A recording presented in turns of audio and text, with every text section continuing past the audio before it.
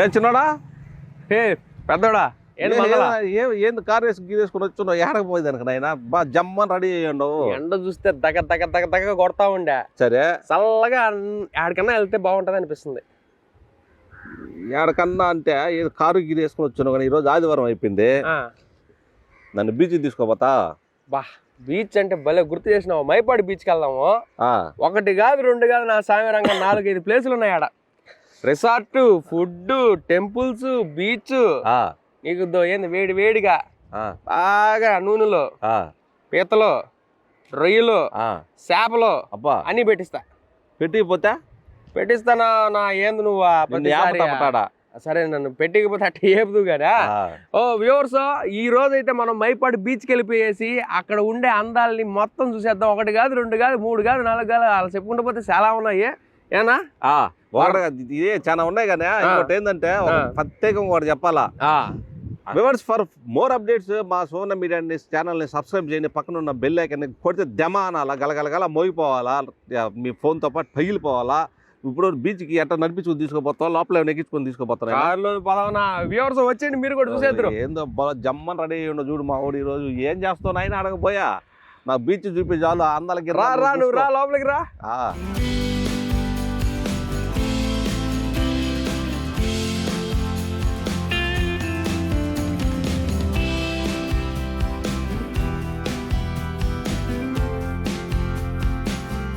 చిన్నోడా పెద్దోడా ఏం మొత్తానికి వచ్చినట్టున్నా పక్కన చుట్టుపక్కల వాతావరణం చూస్తుంటే వచ్చి నాకు తెలిసి నువ్వు చాలా సంవత్సరాలు అయిపోయినట్టుంది. వచ్చేసినావు చూడు. అసలు ఆ బీచ్ దగ్గరికి వస్తుంటే ఒక పిల్లగాలి చల్లగాలి ఒకటి వస్తుంటది. జాలి తగలుతుందా? వాసన వస్తుందా?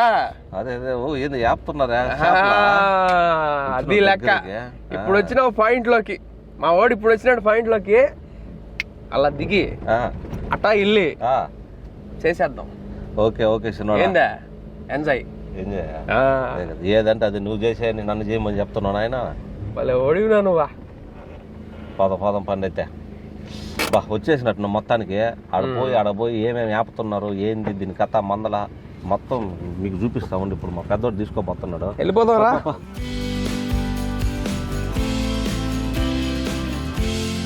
సినోడా వెల్కమ్ ఏమన్నా చెప్పేవాళ్ళు ఎవరు లేరు మనకేనా? మనకి వెల్కమ్ చెప్పేటోళ్ళు చాలా మంది ఉన్నారు లేడా. వెల్కమ్ చెప్పేటోళ్ళు ఉన్నారు. చేపలు, పీతలు, రొయ్యలు అన్ని చెప్తా మనకే. వాళ్ళే వెల్కమ్ అయ్యే ఎవరు ప్రత్యేకంగా మనుషులు అందరూ వస్తారా ఎట్ట కాదులే. బుక్కెలు పెట్టుకొని రెడీగా ఉంటారేమో అనుకున్నానా. వచ్చేసాం గానా. ఫస్ట్ ఇక్కడికి వచ్చిన తర్వాత సముద్రంలో అట్ట నీళ్లు కలిపి చల్లుకొని కొంచెం పుణ్యం తెచ్చుకొని గుడికి వెళ్ళేసి వచ్చేద్దాం. గుడికి వెళ్దాం. సరే ఏం చేసినా ముందు ఫస్ట్ దేవుడు కదా, తర్వాత ఆశీర్వాదం తీసుకొని అప్పట నువ్వు చేసే పనులు నువ్వు చెయ్యి, నేను చేసే పనులు నేను చేస్తుంటానా. ఎట్టగట్టు చేద్దాం పా. ఏం చేస్తావు? నన్ను వదిలేసి మాత్రం వాళ్ళ చుట్టూ పోపాక నాయన. ఆడికి వెళ్ళను కదా, నాకు ఈత కూడా రాదయ్యా. ఈ మధ్య వర్షం వచ్చి చూడు ఎట్ట అయిపోయింది మొత్తం. వర్షానికి చూడు ఎట్ట అయిపోయిందో. గందరగోళం అయిపోయిందా. సరే ఇగో చెప్పులు విడిచిపెట్టేసి పోయి అటు నీళ్లు చల్లుకొని అలా పోయి ఫస్ట్ సూర్యుడికి నమస్కారం చేసుకుందాం. సూర్యుడికి సూర్య భగవాన్ అవునవునులే. జిల్లు అంటున్నాడా? ఓ అమ్మ ఐసు అట్టున్నాయ్యా. భలే ఆడుకుంటున్నారు అందరా జాలీ లావుల్లా. ఓకే సూపర్ భలే ఉంది. ఎంజాయ్. తర్వాత చూద్దాం దీని మందల ఏందనేది. నువ్వు చెప్పినట్టు ఆడ లోపల పోయి దేవుడికి దండం పెట్టుకొని అప్పుడు వద్దాం వీడికి. ఓకే అప్పుడు వీళ్ళందరూ దండాలు పెడదాం. అది అంతే. చెప్పులు వేసుకోపోదా? ఏడా పెడదావా? ఏడా పెడదాంలే. ఎవరు ఎత్తుకోపోతే సరే ఆడ పెడదాం. అది కాదైతే చిన్నోడా ఇప్పుడు ఎంత ఒకేసారి చూపించాలంటే భలే కష్టంగా ఉంటది మన వాళ్ళకి. ఎపిసోడ్ 1, ఎపిసోడ్ 2, ఎపిసోడ్ 3 ఆ విధంగా చూపిస్తావా లేకపోతే ఎట్లా చూపిద్దాం? మన వాళ్ళకి బోర్ కొట్టకూడదు. ప్లస్ కొట్టే తెచ్చా అన్నట్టు అన్ని తెలియాల. కాబట్టి ఫస్ట్ భక్తి, తర్వాత ముక్తి, తర్వాత యుక్తి, తర్వాత ఓకే. కాబట్టి ఎపిసోడ్ 1 లో భక్తి. ఇక్కడ ఫేమస్ ఏంట్రా అంటే శివాలయం అన్నమాట. అయితే శివుడు రకరకాలుగా ఒక్కొక్క చోట పడ్డాడు. దాన్నే జ్యోతిర్లింగాలు అంటారు. అవును. ఇదిగో శివయ్య. ఓకే శివయ్య. ఓం నమ శివాయ. హర హర మహాదేవ శంభో శంకర. నమో నమో దేవతాభ్యో నమః. మంచి జీవితం ఇచ్చిండు ఆయనే కదా. ఇప్పుడు కళ్ళు లేవు, కాళ్ళు లేవు, చేతులు లేవు, ఇలా లేని వాళ్ళు ఎంత మంది వాళ్ళ జీవితం ఎంత దుర్భరంగా ఉందా. అబ్బా, మనం వాళ్ళతో పోల్చుకుంటే చాలా హ్యాపీ కదా. హ్యాపీ కదా. దేవుడు అన్ని ఇచ్చిల్లా. ఇదిగో ఇక్కడ మన సముద్రం పక్కన ఉన్నటువంటి ఇది ఒక పెద్ద శివలింగం అన్నమాట. ఈ చుట్టుపక్కల ఏరియాలో వెళ్ళలేదు. నువ్వు ఆ పక్కను, నేను కూడా ఈ పక్కుంటా. అసలు దేవుడు మొదలు ఏంటంటే ప్రతి శివరాత్రికి అదే విధంగా కార్తీక పౌర్ణములు ఉంటాయి, అభిషేకాలు కూడా చేస్తారు. అవును, ఎంత పెద్దదే. ఇంకొక విషయం ఏంటంటే అసలు ఎక్కలేనటువంటి పుణ్యం ఎట్లా వస్తుంది అంటే సినిమాడా, ఇక్కడికి వెళ్ళి సముద్రం నీళ్ళు తీసుకొని వచ్చి పవిత్రమైన గంగాజలం తీసుకుని వచ్చి బంగాళాఖాతం అందులో ఈ పైకి వెళ్ళి ఆ మహానుభావుడికి ఉన్న కష్టాలు చెప్పుకొని ఆ పైన పోస్తే వచ్చే పుణ్యం అంతా ఎంత కదప్ప. అవును, ఇది మన ప్రత్యేకంగా ఏడా ఉన్నట్టుంది కదా. అవును, నీకేం తెలియదు అనుకున్నా గానా పెద్దోడా. పర్లే, దేవుడి గురించి బాగా చెప్తున్నావు. ఏదో లే, అంత కాకపోయినంత ఇదిగో మహా సాక్షాత్తు శివుడే కొలువైనట్టున్నాడు. ఆ శివలింగం వచ్చి సముద్రం పక్కన అలలకి ఇంతటి వాతావరణం వచ్చినాడు. ఇంకా ఏ తిరగదాం, ప్రశాంతమైన వాతావరణం. గుడిలోకి రాగానే మనకి శివయ్య అలా పెద్ద రూపంలో కనిపించాడు. అయితే లోపలికి వెళ్ళిపోయిన తర్వాత ఇప్పుడు జ్యోతిర్లింగాలు అని చెప్పానే. అవును అవును. అయితే ఆ జ్యోతిర్లింగాలు పేర్లు ఏమన్నా ఐడియా ఉందా? జ్యోతిర్లింగాల పేర్లు ఐడియా లేవు నాకు. ఇప్పుడు కాశీ విశ్వేశ్వరుడు ఒకటే, త్రయంబకేశ్వరుడు రెండు, వైద్యనాథేశ్వరుడు మూడు, నాగేశ్వరుడు రామలింగేశ్వరుడు ఐదు, అలా చెప్పుకుంటూ పోతే చాలా ఉన్నాయి. లెక్క పెట్టుకుంటా ఉన్నావు. అయితే శివయ్య కొడుకులు ఇద్దరు ఉన్నారు. ఎవరా? ఉల్లా నీలాంటోడు ఒక, నాలాంటోడు ఒకరా. వినాయకుడు సుబ్రహ్మణ్య స్వామి. అందుకే అదిగో సుబ్రహ్మణ్యేశ్వర స్వామి. పళని తమిళనాడు రాష్ట్రంలో ఉండే సుబ్రహ్మణ్యేశ్వర స్వామి నమూనా ఏదైతే ఉందో అదే విధంగా ఈ ఆలయాన్ని నిర్మించారు. అవును. అయితే ఆ విధంగా చెప్పుకుంటూ పోతే ఇక్కడ చాలా ఉన్నాయి. ఇక్కడ చాలా ఉన్నాయి. అవన్నీ ఇప్పుడు ఇక్కడ శ్రీఘ్నేశ్వరుడు అనే పేరుతో ఔరంగాబాద్ మహారాష్ట్రలో ఉండే స్వామి నమూనా. అవును. తర్వాత శ్రీ రామలింగేశ్వరుడు. అవును, ఇది రామేశ్వరం తమిళనాడు రాష్ట్రంలో ఉన్నటువంటి నమూనా. రాముడు రావణాసురుడితో యుద్ధం చేసిన తర్వాత ఆ పాపాన్ని, ఆ శాపాన్ని పోగొట్టుకోవాలనే ఉద్దేశంతో ఒక లింగాన్ని ప్రతిష్ఠించాడు. దాని నమూనా. ఓకే, ఇది నాగేశ్వరుడు ద్వారకా గుజరాత్ రాష్ట్రానికి సంబంధించినటువంటి నమూనా శివలింగం అనమాట. ఓకే, ఇక్కడ చూసుకుంటే వైద్యనాథేశ్వరుడు. ఓకే, అంటే హెల్త్ కండిషన్స్ బాగాలేక ఉంటారు, అలాంటి వాళ్ళు ఇక్కడికి వెళ్తే వాళ్ళకి నయం అవుతాయంట. ఇదైతే దేవగరు జార్ఖండ్ రాష్ట్రంలో ఉంటది. ఏందనాయన దేశంలో ఉండే ప్రపంచంలో మొత్తం పెట్టుండ్రా లింగాలు, రకరకాల జ్యోతిర్లింగాలు. బా, అసలు ఇక్కడ వచ్చి అన్నిటిని దర్శించుకున్నా కూడా చాలు కదా, ఎనలేని పుణ్యం కదా. సముద్రం పక్కన నెక్స్ట్ ఏందా త్రయంబకేశ్వరుడు. అబ్బో, నాసిక్ మహారాష్ట్రలో. మహారాష్ట్ర అయితే దేశంలో ఎక్కువ మహారాష్ట్రలోనే ఉంటాయి జ్యోతిర్లింగాలు పెద్ద మొత్తంలో. నెక్స్ట్ కాశీ సాంబశివ, కాశీ విశ్వేశ్వరుడు, వారణాసి ఉత్తరప్రదేశ్. కరెక్ట్. తర్వాత శ్రీ భీమేశ్వరుడు. భీమేశ్వరుడా, దాని ఇంకో పేరు కూడా భీమాశంకరం. ఓహో, ఇతనేనా ఆయన? ఓకే, పూణే మహారాష్ట్ర. స్వామివారు ఒక్కొక్క రూపంలో ఒక్కొక్క దగ్గర మనకి దర్శనం ఇస్తా, అవతారాలు ఇస్తా వచ్చారు రకరకాలుగా. ఓకే, అయితే నెక్స్ట్ శ్రీ కేదారీశ్వరుడు. ఓకే, కేదార్నాథ్ ఉత్తరాఖండ్ లో ఉన్నటువంటి కేదారేశ్వరుడు మహానుభావుడు. అవును, మో నమః. ఓకే, ఆయన దగ్గరికి వెళ్ళడానికి పరితపిస్తారు, తెలుసు కదా. నెక్స్ట్ ఓంకారేశ్వరుడు, మమలేశ్వరపురం అని కూడా పిలుస్తారు, మధ్యప్రదేశ్ రాష్ట్రానికి. మధ్యప్రదేశ్.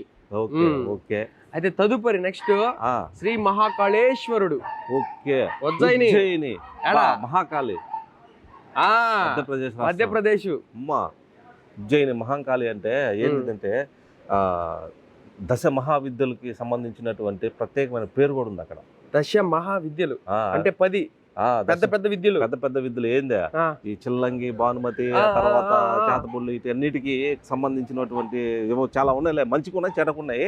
అదే అదనమాట. అది ఏంది మన మల్లికార్జున ఆంధ్ర రాష్ట్రంలో. స్వామి. ఓ మన దేవుడే కదా, ఇక్కడే పక్కనే పిలిస్తే బలతా ఉంటారు శ్రీశైలం. ఆంధ్రాకి తెలంగాణకి మధ్యలో ఆ, చెప్పాలంటే తెలంగాణ వాళ్ళు కూడా ఎక్కువ అటు నుంచి దగ్గర పక్కనే వచ్చేస్తుంటారు. అవును. నాగార్జున సాగర్ డ్యామ్ ఆ పక్కన వాళ్ళు అంతా వస్తుంటారులే. వీళ్ళు పిలిస్తే ఇట్ట వస్తుంటారు, వాళ్ళు పిలిస్తే అటు పోతా ఉంటారు. మల్లికార్జున స్వామి ఉమ్, చిన్న లింగం అయితే స్పర్శ దర్శనం అనేది కూడా ఉంటది. అవును, పోయి తాకొచ్చు. తాకి దండం పెట్టుకోవచ్చు, కానీ చాలా అరుదుగా అవును. కలుగుతుంటది. అందరూ తాగి తాగి చిన్నగా అరిగిపోయారంట. అరిగిపోతా ఉంటారు పాపం మహానుభావుడు. అరిగి తర్వాత గుజరాత్ రాష్ట్రంలో సోమేశ్వరుడు, సోమనాథేశ్వరుడు అని కూడా పిలుస్తూ ఉంటారు. ఓకే.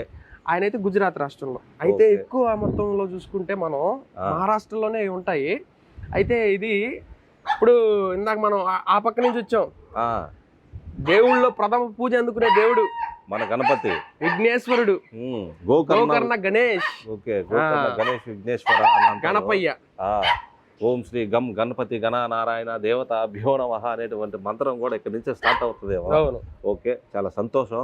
ఆ తర్వాత ఇదిగో ఆ అమ్మవారు సాక్షాత్తు నమూనా అసలు ఇక్కడ పార్వతీదేవి అమ్మవారు అంట. పార్వతి పరమేశ్వరులు, ఆ, పక్కనేమో గంగమ్మ. ఆ, ఇక్కడ చూస్తే జ్యోతిర్లింగాలు. జ్యోతిర్లింగాలు. అదే విధంగా ఇక్కడేమో గణపయ్య, ఆ, ఆ పక్కనేమో సుబ్రహ్మణ్యేశ్వర స్వామి. బా, అలా చెప్పుకుంటూ పోతే దేవదేవతలు అందరూ కూడా ఇక్కడే ఉన్నారు. సాక్షాత్తు కైలాసం. కైలాసం ఇది అసలు ఇదొక సపరేట్ స్వర్గం ప్రపంచం అన్నమాట. ఇదిగో ఇక్కడ పార్వతీదేవి, ఆ తర్వాత సుబ్రహ్మణ్యేశ్వర స్వామిని చూసా? చూశాను. కింద చూస్తే పాము, ఆ పక్క చూస్తే నెమలి, నెమల మీద కూర్చోన్నాడు మయూర వాహనం. మహానుభావుడు దేవుడు. ఇది వచ్చేసి ఇక్కడ అది మండపమా అలంకారం ఆ చేసుకునే అలంకారానికి సంబంధించి ఒక మండపం. ఓకే, ఇక్కడ శివుని రూపం ఉంది. తర్వాత పక్కన వినాయకుడు విగ్రహాన్ని పెట్టారు. ఇక్కడ నీకు ఒక విషయం అర్థమైందా? శివుడు పక్కనేమో పెద్ద కొడుకు వినాయకుడు ఉన్నాడు, అమ్మవారి పక్కన పార్వతీదేవి పక్కనేమో సుబ్రహ్మణ్యేశ్వర స్వామి ఉన్నారు. అవును, మారం చేస్తా ఉన్నారు చూడు ఇద్దరు. వాళ్ళు జాలీగా ఉంటారు. చిన్నాడు చిన్న కథ కాదు. అదిగో ఇక్కడ చూస్తే మహానంది లాగా నందీశ్వరుడు ఉన్నారనమాట. సరే, నందీశ్వరుడు దగ్గరికి వెళ్లే ముందు ఒకసారి లోపలికి వెళ్ళి మన చేతులతో దేవుణ్ణి నమస్కారం చేసుకొని వద్దాము. అభిషేకం చేసుకుందామా? ఇక్కడ నుంచి అభిషేకం చేద్దామంటే ఈ టైంలో చేయకూడదు. చేయొచ్చు, అది ఒక సమయం అంటూ ఉండదు. అయితే ఈ ద్వాదశ జ్యోతిర్లింగానికి సంబంధించి ఎవరన్నా భక్తులు ఎవరన్నా వస్తే వాళ్ళు స్వయంగా చేసేదానికి అనువుగా ఈ విధంగా రాగి పాత్ర, ఈ రాగి పాత్ర అనేది పెట్టారు. దాంతో పాటు ఇక్కడ నీళ్ళు అనేవి పెట్టారు. పెద్దోడివి నీ చేత్తో కానీ. ఓకే, మహానుభావుడు పోయేసేయచ్చు అంటావా? హర హర మహాదేవ శంభో శంకర. ఓం నమ శివాయ, ఓం నమ శివాయ, ఓం నమ శివాయ.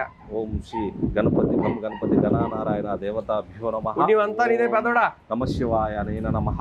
శివపార్వతి దేవత కళ్యాణమస్తు. నమో నమః. ఈ మంత్రాలను ఎక్కడ నేర్చుకున్నావు పెద్దోడా? అప్పుడప్పుడు ఆడాట నేర్చుకున్నా.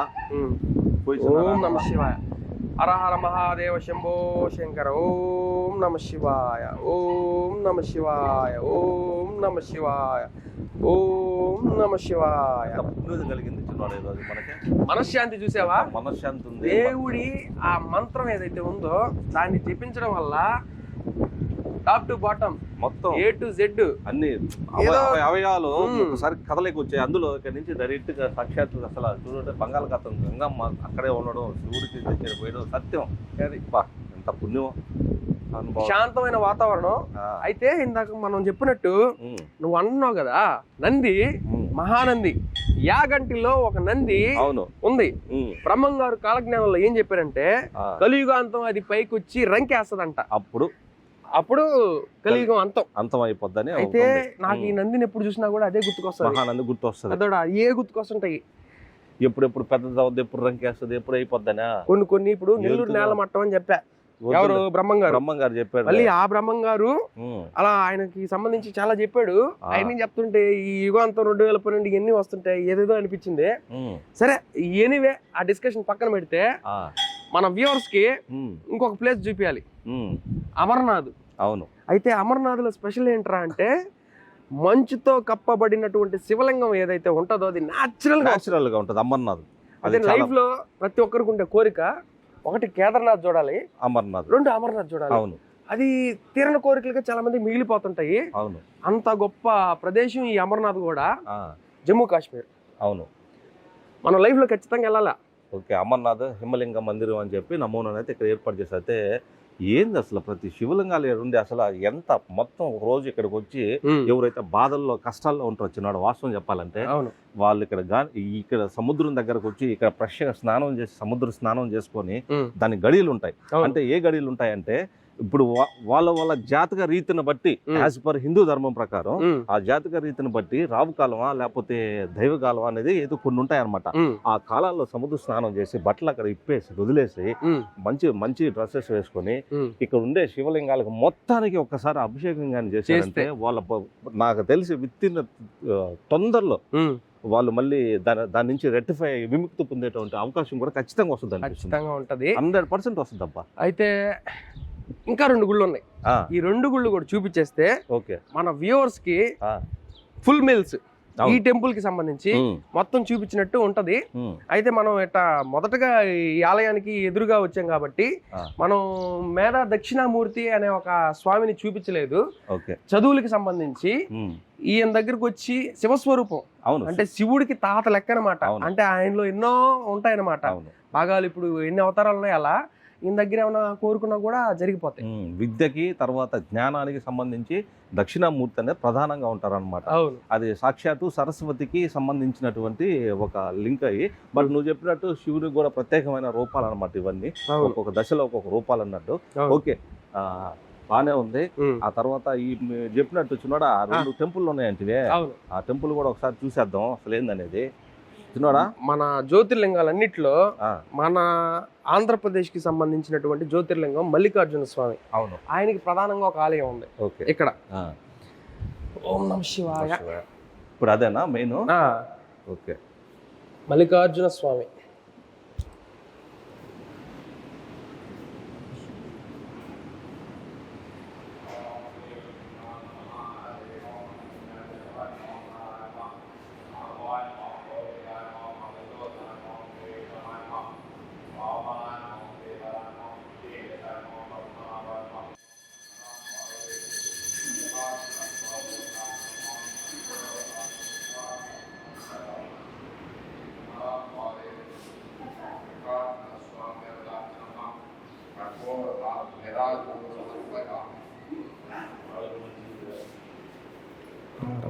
శంభో శంకర.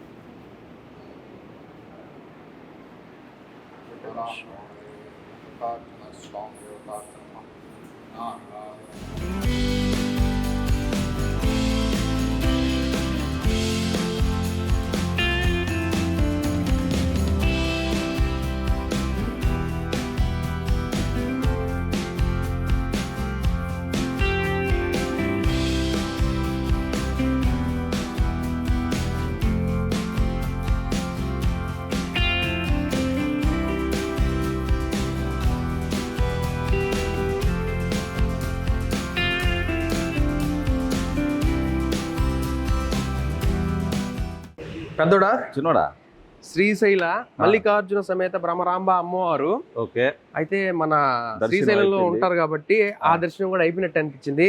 జ్యోతిర్లింగాలు చూసాము, అదే విధంగా వినాయకుడిని, సుబ్రహ్మణ్యేశ్వర స్వామిని, దేవగణాలందరినీ చూసాము, మన వాళ్ళకి చూపించాం కాబట్టి. ఇంకోటి ఏంటంటే అదే విధంగా ఎవరికైతే నవగ్రహ శాంతి పూజలు చేయించుకోవాలన్నా కానీ ఇక్కడికి మన ఈ గుడిలోకి రాగానే పక్కన నవగ్రహాలు కూడా ఉంటాయి. ఎందుకంటే మనం వాళ్ళకి పోవద్దులే, అంటే అవి చాలా పాపాలకు సంబంధించి విముక్తి చేయించుకునేటువంటి ప్రదేశం కాబట్టి అటువంటి దగ్గరకు మనం వద్దు.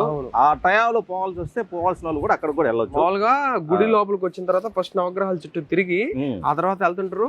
అది ఒక్కొక్కరి ఇదిని బట్టి ఉంటది. అది వాళ్ళకైతే మనం ప్రత్యేకంగా చెప్పాల్సిన అవసరం ఉంది.